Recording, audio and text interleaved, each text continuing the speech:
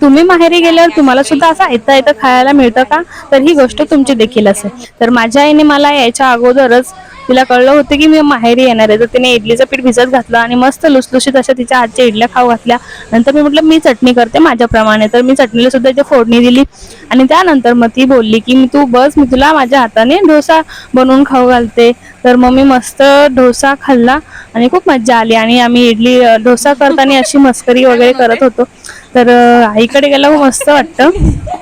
त्यानंतर आईने मला इथे गरमागरम डोसे खायला दिले आणि खूप मस्त झालेले आणि मला सुद्धा फार आवडले. आणि मग रात्री दुपारी आराम वगैरे केला आणि मग रात्री लंचची तयारी. तर म्हटलं काय, तर जावई सुद्धा येणार होते मला घ्यायला तिचे.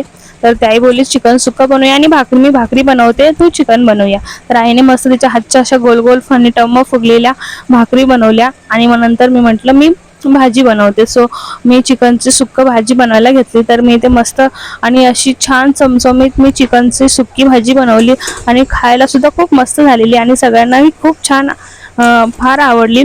तर असं होतं आमचं रात्रीचं डिनर. आणि त्यानंतर मग पोटभर जेवण वगैरे केल्यावर मी माझ्या घरी जायला निघाली.